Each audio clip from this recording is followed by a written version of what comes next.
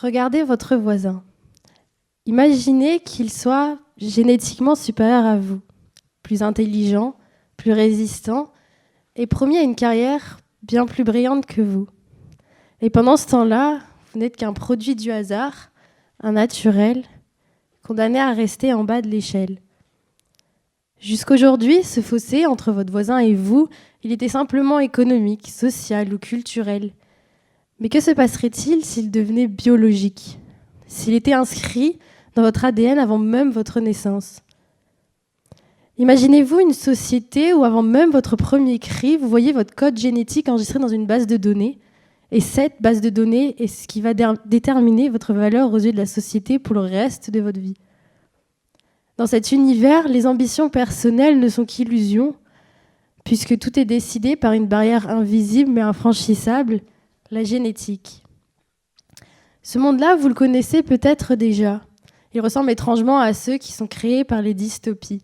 Le souci est qu'aujourd'hui, le fossé entre fiction et réalité est devenu flou et tend à disparaître.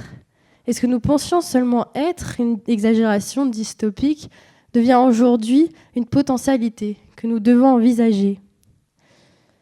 Je voulais partager aujourd'hui avec vous ma passion pour le cinéma et en profiter pour remercier mon père pour m'avoir donné ce goût pour ces films un peu loufoques.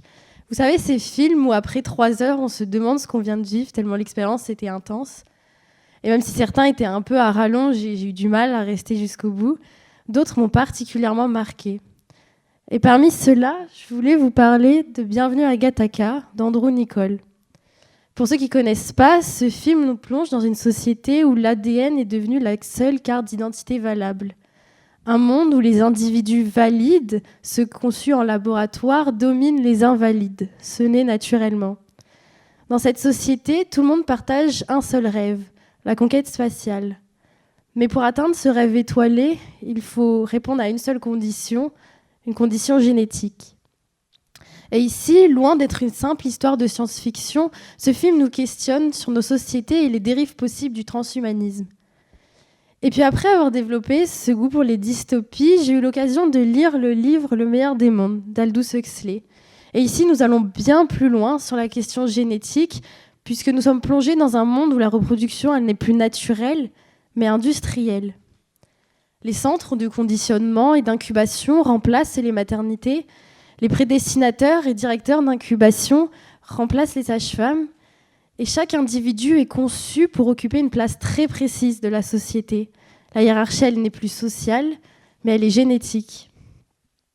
Dans cette société, la génétique, elle conditionne tout. Elle a éliminé souffrance, tristesse, maladie, vieillesse. Et surtout, ici, nous sommes plongés dans ce qui peut être la plus grande dérive des progrès technologiques aujourd'hui. Parce que la quête du confort, elle a été obtenue au prix de la déshumanisation.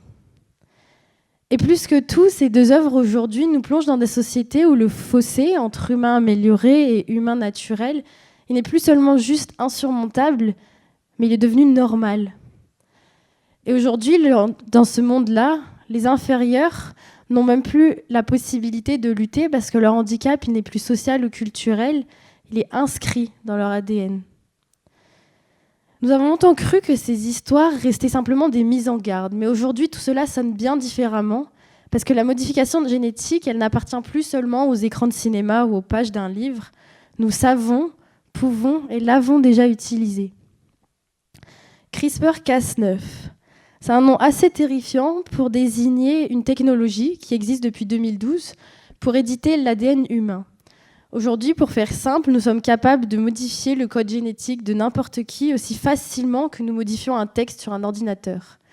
Et cette technologie, elle n'est pas seulement restreinte au laboratoire, parce qu'aujourd'hui, elle a porté ses fruits. En 2018, le chercheur chinois He Jiankui a vu la naissance des 2 premiers bébés, Loulou et Nana, génétiquement modifiés. Ces 2 bébés, ces jumelles, étaient conçues pour être résistantes au VIH. Et cette annonce avait tout autant fasciné que choqué, mais elle nous a surtout servi de nous rendre compte que la potentialité de voir des humains génétiquement modifiés voir le jour est aujourd'hui réalité. Et CRISPR n'est aujourd'hui qu'un outil parmi tant d'autres, parce que la thérapie génique va nous permettre d'introduire des gènes fonctionnels dans des cellules malades. La reprogrammation cellulaire, inspirée des travaux de Shinya Yamanaka, nous permettra de rajeunir nos cellules. Et parce qu'aujourd'hui, des laboratoires sont en train de concevoir des nanorobots qui vont nous permettre de détecter n'importe quelle maladie aujourd'hui juste en circulant dans notre sang. Et toutes ces technologies, elles deviennent de plus en plus accessibles. Juste par exemple, le séquençage du génome humain, il coûtait 3 milliards de dollars en l'an 2000. Et aujourd'hui, c'est seulement 100 dollars que cela coûte. Et donc on peut s'imaginer que le séquencer notre génome deviendra un contrôle classique, comme aujourd'hui nous faisons des prises de sang régulièrement. Il ne fait aucun doute que ces technologies seront bénéfiques, parce que la modification génétique nous permettra de voir disparaître les maladies génétiques et va mettre fin à l'ère où l'humanité était démunie face aux maladies héréditaires. Toutes les tragédies de la vie humaine deviendront finalement des défis surmontables pour les scientifiques. L'accès à ces technologies va aussi pouvoir transformer la médecine préventive en donnant la possibilité aux médecins de réparer les individus avant même leur naissance. Tout cela devrait certainement réduire les coûts socio et économiques liés aux soins à long terme dans le milieu de la santé. Et les hôpitaux seront bien évidemment désengorgés et pourront progresser sur d'autres voies dans l'amélioration de la condition humaine. L'espérance de vie se verra augmenter jusqu'à des âges qu'aujourd'hui nous n'imaginons même pas. Et certains chercheurs et transhumanistes imaginent même que la perspective de la mort pourra petit à petit disparaître. Mais si ces technologies nous promettent un futur sans maladie, assez utopique, elles ouvrent aussi la porte à un nouveau fossé, plus profond encore que celui que nous avons toujours connu. Les dystopies nous montrent un monde où parfois la modification génétique est poussée à l'extrême, vers les pires dérives eugénistes. Et dans ces mondes passés sous la modification génétique avant même la naissance est une obligation. Et nous le savons, prendre la voie de la biotechnologie est de prendre ce risque aujourd'hui. Et je ne dis pas aujourd'hui qu'il faut être parano et avoir complètement peur de toutes les innovations technologiques que nous voyons venir, mais il faut juste être conscient de ces dérives et de ces nouveaux outils et pour s'assurer de ne pas tomber dans ce fossé. Nous devons nous demander ce qu'il se passera une fois que la modification génétique sera généralisée et nous devons réfléchir à qui posera les limites de ces technologies et comment ces limites seront décidées. Et ce que nous devons surtout éviter, c'est qu'un nouveau fossé soit créé, basé sur le fossé économique actuel. Ce qui est certain, c'est que quand cette modification génétique sera ouverte au grand public, le terme grand public désignera surtout les grands riches. Vous savez, c'est 1% de la population qui détiennent la moitié de la richesse mondiale. Et ces publics riches auront ensuite la possibilité d'offrir une santé irréprochable à leurs enfants, et pendant que tout le reste de la population continuera de souffrir des mêmes maladies. Et nous devons être vigilants à ce que ce développement n'amplifie pas des gaps économiques déjà existants, les additionnant à un nouvel élitisme biologique. Nous devons nous assurer que les dystopies restent la barrière de l'avertissement et ne deviennent pas un miroir de notre futur proche. Il est évident, malgré tous ces risques, que nous irons quand même dans la voie du développement de cette technologie. Tout d'abord, parce que l'eugénisme dont j'ai parlé tout à l'heure n'a rien à voir avec celui que nous avons connu dans l'histoire. Là où dans l'histoire, nous cherchons à éliminer ceux qui étaient moins, ici, nous cherchons à éliminer le moins. Ici, la quête est simplement l'égalité et l'effacement des injustices naturelles. Et face à toute cette possibilité, personne ne refusera de voir les maladies disparaître. Et dans le simple doute de la possibilité, les risques à prendre seront pris. Aucun pays n'interdira le développement de cette technologie. Ça, c'en est certain. Parce qu'imaginez qu'un seul pays s'y refuse et qu'un seul pays n'aille pas dans cette voie du développement, il est sûr que d'autres le feront. Et juste par peur de rater toute la révolution de l'infotech et d'en payer les prix forts dans quelques années, les autres puissances suivront dès qu'un pays se lancera.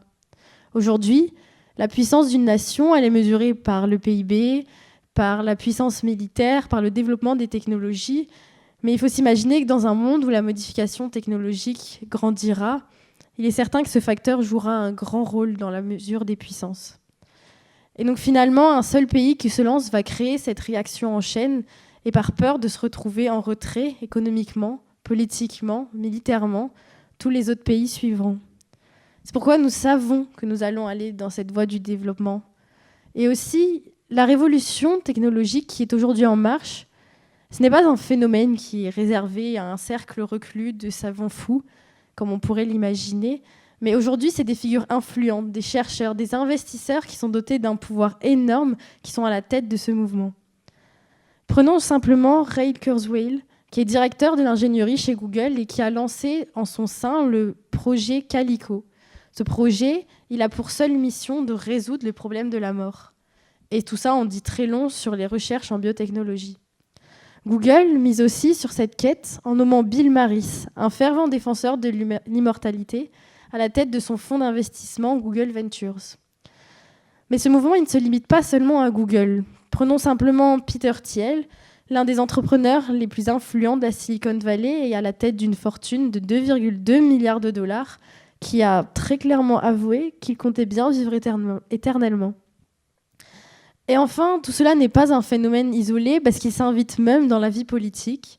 Il suffit de regarder la place actuelle d'Elon Musk dans le gouvernement américain, très sagement assis à côté de Donald Trump, et qui est à l'origine un investisseur et entrepreneur dans le monde des nouvelles technologies et qui a aussi lancé son entreprise Neuralink, qui a pour projet à long terme de mettre en place le transfert de conscience vers des substrats artificiels. Je sais, tout ce que je viens de dire prend du temps à être digéré et il pourrait être beaucoup plus simple de rester dans le déni et de ne pas agir face à tout cela. Mais je pense que ma réponse se résumerait plus en 3 verbes assez simples: s'informer, réguler et discuter. D'abord, nous devons nous informer parce que les avancées technologiques dans les domaines des biotechnologies et de la génétique sont assez effrayantes. Elles grandissent à une vitesse fulgurante et dans un silence quasiment total. Aujourd'hui, ces révolutions font rarement la une des journaux. Nous en parlons rarement avec tous ces termes scientifiques parce que tout cela nous fait peur et qu'on ne comprend rien. Mais finalement, on ne peut pas se contenter d'entendre parler de progrès médical ou d'innovation technologique sans en saisir les implications profondes. Nous devons nous demander non seulement ce qu'elles peuvent nous apporter, mais surtout ce qu'elles vont nous coûter. Ce n'est pas un domaine qui est réservé seulement aux chercheurs et aux scientifiques, parce que tout cela va nous impliquer directement. C'est pourquoi nous devons en parler et nous informer. Ensuite, il nous faut réguler. Il ne faut pas tomber d'un côté dans la tentation de tout interdire, ni non plus de tout autoriser, parce que la question de la régulation n'a jamais été aussi cruciale qu'aujourd'hui. Aujourd'hui, nous devons trouver des limites pour assurer que l'éthique, l'équité sociale, la dignité humaine soient protégées.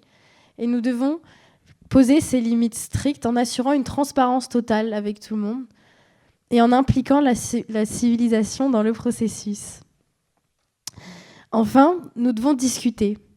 Ce qui était autrefois de la science-fiction est aujourd'hui une réalité concrète Personne ne peut croire aujourd'hui que face à la potentialité de tomber dans cet eugénisme, personne ne pense que personne ne succombera. Mais nous devons ouvrir le dialogue avec sincérité et rationalité pour trouver des solutions. Parce qu'aujourd'hui, nous ne voulons pas tomber dans la dystopie que j'ai pu décrire au début, et nous devons donc nous emparer de ces questions dès maintenant. Pour finir, je vais vous demander de regarder à nouveau à votre voisin, au lieu de simplement constater que l'un est génétiquement supérieur à vous. Réfléchissez au monde dans lequel vous voulez vivre ensemble. Un monde où les différences sont célébrées, ou un monde où celles-ci servent à trier, classer et exclure. Parce qu'au fond, la seule question que nous devons retenir aujourd'hui, c'est que voulons-nous faire de ce fossé qui sépare votre voisin et vous? Le creuser davantage ou construire un pont par-dessus? Merci.